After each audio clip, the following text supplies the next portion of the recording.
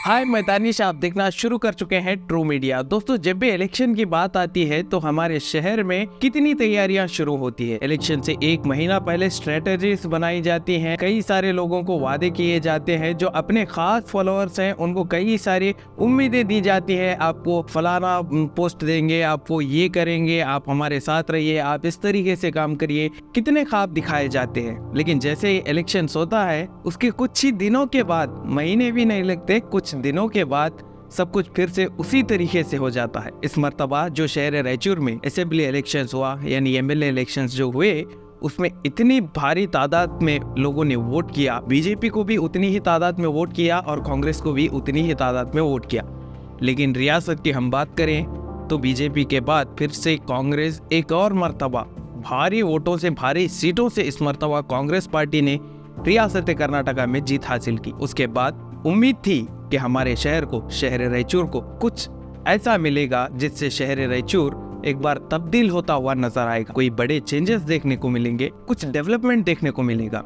लेकिन अफसोस कि शहर रायचूर कल भी वही था, आज भी वही है। जब रियासती कर्नाटका में बीजेपी की हुकूमत थी तो रायचूर के जो अहम डिपार्टमेंट्स हैं वहाँ पर सारे पोस्ट फुल थे। जैसे कि वक्फ में वक्फ चेयरमैन थे, उसके बाद आरडीए में आरडीए चेयरमैन थे, और उसी के साथ रायचूर की म्युनिसिपैलिटी में म्युनिसिपल चेयरमैन भी थे। और इसी बीजेपी की सरकार में काम कितना हुआ ये आप बेहतर जानते हैं, लेकिन कोई भी पोस्ट खाली नहीं था। सभी पोस्ट पर कोई ना कोई फायज था। अब वो जो फायज था वो कितना काम किया, कितना उन्होंने अपनी जानिब से एफर्ट्स लगाए रायचूर को डेवलप करने में, ये मुझसे बेहतर आप आम जनता जानते हैं। लेकिन आज जबकि रियासती कर्नाटका में कांग्रेस है तो रायचूर में जो ये अहम पोस्ट है सभी खाली है।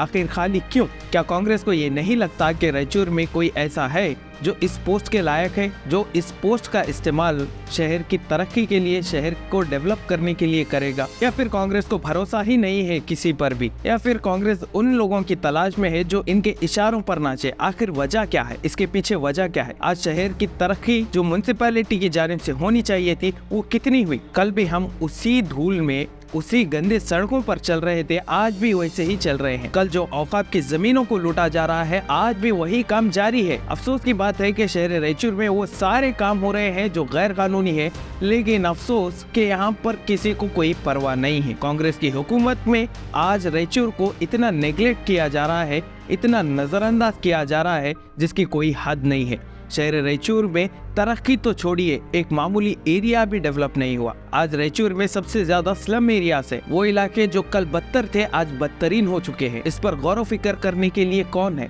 म्युनिसिपल में अगर शिकायत करने जाएं तो एक ही आसान जवाब आता है कि म्युनिसिपैलिटी में चेयरमैन नहीं है। और उसके अलावा म्युनिसिपैलिटी पर अगर मैं एक सेपरेट वीडियो बनाऊं तो यकीन मानिए 1-2 दिन का वीडियो तो जरूर बनेगा। इतनी गलतियां हैं, इतनी हमारी म्युनिसिपैलिटी वीक है। इस पर शिकायतें करने के लिए मुझे आराम से 2-3 घंटे लग जाएंगे, लेकिन शिकायतें खत्म नहीं होंगी। अगर वक्फ की बात करें तो वक्फ की जमीनों पर आज खुले आम उन पर कब्जा किया जा रहा है, उन पर गैर कानूनी तरीके से हक जताया जा रहा है। जमीन किसकी, महल किसका? इस पर आवाज उठाने वालों पर कितने लोगों ने गौर किया? आप गौर करिए कि कितने नेता, कितने पॉलिटिशियंस इलेक्शन के नजदीक आपके घर पर आए हैं। उसके बाद आज की तारीख में जो रायचूर में इतने गैर कानूनी काम हो रहे हैं, इस मर्तबा कितने लीडर्स ने, कितने पॉलिटिशियंस ने इस पर आवाज उठाई? अब बताइए, किसी ने भी नहीं, क्योंकि सब अपनी अपनी तरक्की करने में लगे हैं। शहर की तरक्की, आवाम की तरक्की, लोगों की तकलीफें सुनने के लिए कोई भी कान राजी नहीं है। कोई भी पॉलिटिकल लीडर आज की तारीख में कितने पब्लिक मीटिंग्स करता है? आज बताइए, जब तक इलेक्शन नजदीक आ रहा था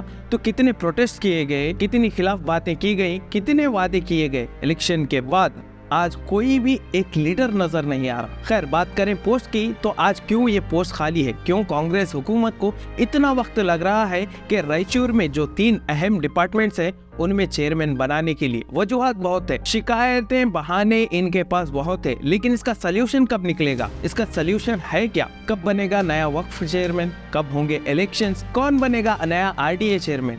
क्या यहाँ पर जरूरत नहीं है? अगर नहीं है तो ये डिपार्टमेंट्स क्यों है? क्यों रायचूर में ये डिपार्टमेंट्स है? अगर है तो फिर इनको क्यों मौका नहीं दिया जा रहा? क्यों हमारे शहर की जानिब इतनी बेरुखी? क्यों हमारे शहर को इतना नजरअंदाज किया जा रहा है?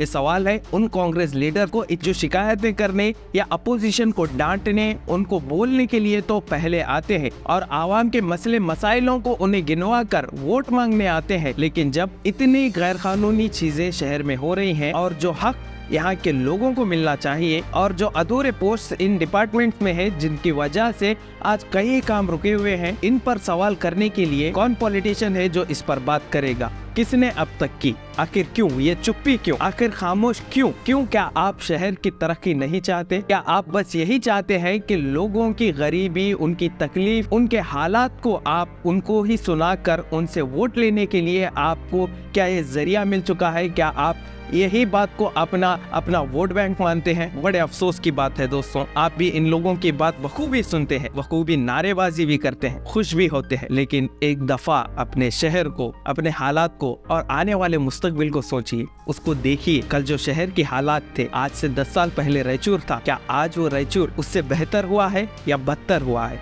ये फैसला आप करिए, आप सोचिए, और मैं उम्मीद करता हूँ शहर के रहनुमा और मौजूदा हुकूमत हमारे शहर रायचूर को तरक्की की जानिब ले जाने के लिए अहम कदम उठाएगी और साथ ही साथ जो गैर कानूनी हरकतें इस वक्त हमारे शहर में की जा रही हैं उसको रोकने के लिए भी कोई सख्त कदम उठाएंगे। तब तक के लिए आपकी कीमती राय कमेंट सेक्शन में ज़रूर देते जाइए।